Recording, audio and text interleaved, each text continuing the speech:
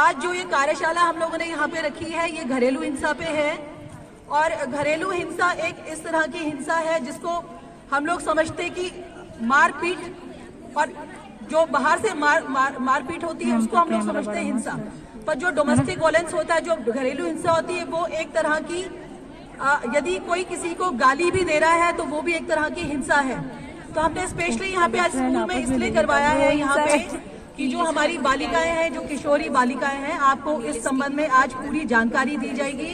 और मैं थोड़ा सा, क्योंकि इसमें हमारे पास बड़े अच्छे अच्छे काउंसलर्स यहाँ पे मौजूद हैं, जो पूरे वक्ता हैं हमारे बीच में, यहाँ पे अधिवक्ता हैं, वो लोग इसकी पूरी जानकारी देंगे। मैं इस पे ज्यादा नहीं बोलूंगी, पर मैं जो हमारे यहाँ पे आप लोगों से रिलेटेड जो स्कीम्स चलाई जा रही है उसके बारे में थोड़ा जानकारी दूंगी। हमारे बाल विकास से सबसे पहले जो बालिकाओं के लिए है वो नंदा गौरा योजना का है। आप लोगों ने, मेरे को लग रहा है कि सभी ने नंदा गौरा योजना के जो फॉर्म है वो भर लिए होंगे। 12वीं क्लास जो बच्चियां हैं, किसी भी परिवार की जो 2 बालिकाएं हैं जो 12th में हैं, उनको कुछ फॉर्मेलिटीज के साथ ये फॉर्म भरना होता है। 2 बालिकाओं पे ये 51,000 रुपए का इसमें मिलता है। जो लड़कियां 2020 की पास आउट हो चुकी हैं उनको हमने अभी इस समय उनके फॉर्म्स लिए थे और 31 जनवरी उसकी लास्ट डेट थी। और जो इस साल 12th में पढ़ रही हैं, मैं दोबारा से रिपीट करूंगी, आप लोग जैसे ही आप लोगों का रिजल्ट पास आउट होता है उसके बाद आप ये नंदा गौरा का फॉर्म भरिएगा और ये फॉर्म आंगनबाड़ी के माध्यम से हमारे पास पहुंचेगा। और हमारे इसी में नंदा गौरा में जो जन्मी बालिकाएं हैं, किसी भी परिवार की 2 जन्मी बालिकाएं उनको 11,000 की इसमें धनराशि दी जाती है। वो भी कुछ उसमें मानक तय किए गए उसको पूरा करने का। और इसमें 2-4 योजनाएं और है। हमारी प्रधानमंत्री मातृ वंदन योजना,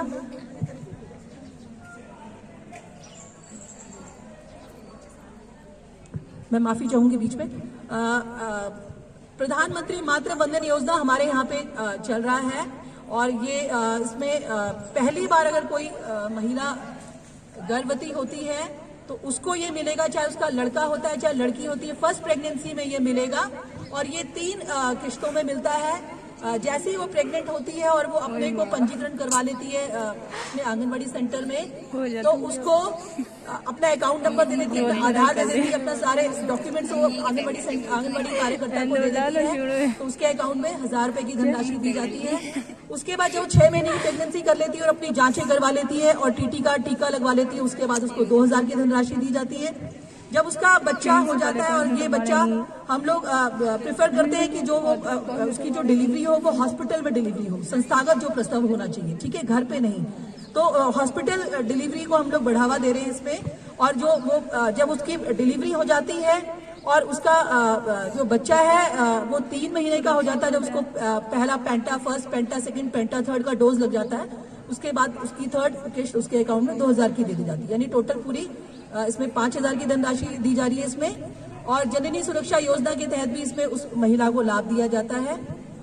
और भी बहुत सारी योजनाएं हैं, इसको मैं बीच में, क्योंकि अभी हमारे और प्रोग्राम्स हैं, मैं इसको बीच में कंटिन्यू करती हुई चलूंगी। मैं नलिनी जी को बोलूंगी कि बीच में मुझे एक मौका जरूर दीजिएगा और भी योजनाएं बताने के लिए। धन्यवाद। लक्ष्मी मैम, नलिनी मैम और रंजना मैम, यहाँ उपस्थित अध्यापक, अध्यापिकाएं, महिलाएं, बच्चे, सभी का अभिवादन करती हूँ। सबसे पहले मैं अपना परिचय देना चाहूंगी। मेरा नाम मीनाक्षी है, मीनाक्षी कुंडीर। मैं वन स्टॉप सेंटर में काउंसलर के पद पर कार्यरत हूँ। अब आप कहेंगे वन स्टॉप सेंटर क्या है? तो वन स्टॉप सेंटर एक केंद्र सरकार और राज्य सरकार की चलाई हुई योजना है जो महिलाओं के लिए काम करती है। महिलाओं के लिए काम मतलब जैसे कोई भी हिंसा होती है महिलाओं के विरुद्ध, ठीक है, वो हिंसा किसी भी तरह की हो सकती है, घरेलू हिंसा, यौनिक हिंसा, आर्थिक हिंसा, किसी भी तरह की हिंसा से पीड़ित महिलाएं हमारे सेंटर में आती हैं और वहाँ पर उनको कई तरह की सुविधाएं दी जाती हैं और ये सभी सुविधाएं निःशुल्क हैं। तो वहाँ पर दी जाने वाली सुविधाओं के बारे में सबसे पहले मैं बात करूंगी। सबसे पहले जब महिला हमारे सेंटर में आती है तो उन्हें काउंसलिंग की सुविधा दी जाती है। काउंसलिंग आप सब लोग जानते हैं। काउंसलिंग का मतलब है बातचीत के माध्यम से किसी भी समस्या को, किसी भी वाद विवाद को सुलझाना, ठीक है। तो सर्वप्रथम हम काउंसलिंग देते हैं। अगर वो समस्या बातचीत से या किसी आपसी समझौते से वो सुलझ जाती है तो उसके बाद अगर महिला को जरूरत होती है कि उसको कानूनी कार्रवाई करनी है, अगर वो चाहती है कि समस्या नहीं सुलझी है, मुझे आगे जाना है या कानूनी कार्रवाई करनी है, उसके बाद हमारे जो लीगल एडवोकेट्स हैं वो उनकी हेल्प करते हैं। हमारे यहाँ पर मेडिकल सुविधा भी दी जाती है, जैसे किसी महिलाओं को चोट लगी है, वो अपना मेडिकल नहीं करा पाई है या किसी के साथ मार पिटाई हुई है किसी भी तरीके की, तो उनके साथ पूरे जो हमारे मेडिकल पर्सन है वो हेल्प करते हैं, हॉस्पिटल तक उनको ले जाते हैं, उनका मेडिकल कराते हैं। और साथ ही एक जरूरी जो बहुत आवश्यक सुविधा वहाँ पर है वो है शेल्टर की, अस्थायी निवास की। 5 दिन का अस्थायी निवास वहाँ पर किसी भी महिला को, पीड़ित महिला को दिया जाता है, जब तक कि उसके आगे की कोई कार्रवाई, या तो उसको उसके घर भेज दिया जाता है उसके बाद, या फिर उसके आगे की कार्रवाई होती है। जो भी निर्णय होता है वो बाद का होता है। सर्वप्रथम उसको 5 दिन वहाँ पर रखते हैं, उनकी काउंसलिंग होती है, उनसे बातचीत होती है, उनकी समस्या पर उनके साथ हम लोग बातचीत करते हैं। तो इस तरह की वहाँ पर पूरी सुविधा है और ये सभी निःशुल्क है। हमारा जो ऑफिस है वो सर्वे चौक पे है, देहरादून सर्वे चौक पे, ठीक है। और आप लोग इसमें अगर कोई महिला पीड़ित है किसी भी हिंसा से तो वो 181 पर फोन करके भी इस चीज की शिकायत कर सकती है। अब घरेलू हिंसा, आप लोग क्या समझते हैं घरेलू हिंसा से? घर में होने वाली हिंसा? नहीं। क्या क्या होती है घर में होने वाली हिंसा? लड़ाई झगड़ा या मार पिटाई है केवल हिंसा? नहीं, घूर के देखना, गाली गलौज करना, ये सब भी हिंसा के अंतर्गत आता है, ठीक है। तो किसी भी महिला के साथ किसी भी तरीके की कोई भी हिंसा होती है वो हमारे सेंटर में आके अपनी शिकायत दर्ज कर सकती है। उसके बाद जैसा हो जाएगी महिला की इच्छा के अनुसार, अगर वो चाहती है कि ठीक है बातचीत से चीजें सुलझ जाएं, है ना, तो केवल बातचीत के माध्यम से ही हम लोग सुलझाते हैं। अगर वो चाहती है कि नहीं मुझे कानूनी कार्रवाई करनी है, ठीक है, आगे को बहुत सारे रास्ते हैं, वो सभी लोग हमारे जो अधिवक्ता हैं वो आपको बताएंगे अभी आगे को क्या क्या आपके राइट्स हैं, क्या क्या आपके अधिकार हैं कानूनी क्षेत्र में। समस्याएं क्या होती हैं? समस्याएं कैसे, कौन कौन सी समस्याएं आप लोगों के सामने आती हैं? मैं महिलाओं से पूछना चाहूंगी। हर किसी के सामने समस्या है, ठीक है, हर किसी, कोई परेशान है। तो महिलाओं में यहाँ पर जो महिलाएं बैठी हैं, प्लीज मैं उनसे पूछना चाहूंगी कि आप लोग रोजमर्रा की जिंदगी में आप घरेलू हिंसा से क्या समझते हैं? बच्चे आप बताइए, और महिलाएं आपके सामने किस किस तरह की समस्याएं आती है? काउंसलर आज आपके साथ है, काउंसलर मैम आपके सामने है, तो प्लीज इंटरेक्शन करिए, अपने प्रॉब्लम खुल के बताइए। और आप महिलाएं बैठी हैं, आप लोगों को लगता है कुछ, मतलब क्या घरेलू हिंसा क्या है, इस तरह की कोई दिक्कत से कभी गुजरती है आप लोग? कभी महसूस हुआ कुछ? किसी का कोई सवाल कुछ नहीं है। आप लोग बताओ बच्चों, घरेलू हिंसा से क्या समझते हो? कौन बोलेगा? अरे कुछ जो भी तुम्हें लगता है, ऐसा कोई यहाँ पे कोई टेस्ट नहीं हो रहा है इस समय किसी का, बताओ। अरे बोल लो भाई। हम बोलेंगे, मैं सब कुछ नहीं हो रहा। पकड़ो, कोई समस्या नहीं है ना, यही तो है प्रॉब्लम कि बोलते नहीं हो। अरे बोल लो, घरेलू हिंसा से समझते क्या हो? घर में हिंसा होती है, पिटाई होती है, क्या समझते हो?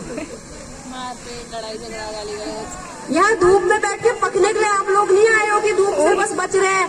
कुछ इंटरेक्शन करोगे तो इंटरेस्ट आएगा, बताओ। अरे इतने सारे बच्चों में एक भी लड़की बोलने को तैयार नहीं है पूरे स्कूल में।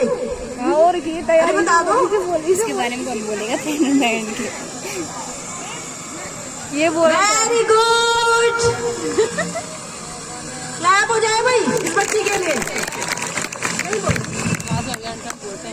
मैम, घरेलू हिंसा होती है जैसे महिलाओं के साथ घर पर अत्याचार किया जाता है, और या उनसे मतलब अगर किसी महिला को उनके पति उनके साथ गलत व्यवहार करते हैं और घरेलू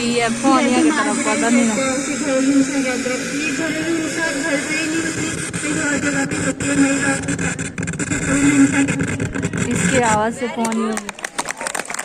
बहुत बढ़िया। मीनाक्षी मैम बताइए घरेलू हिंसा किसे कहते हैं? माइक बंद हो गया भाई।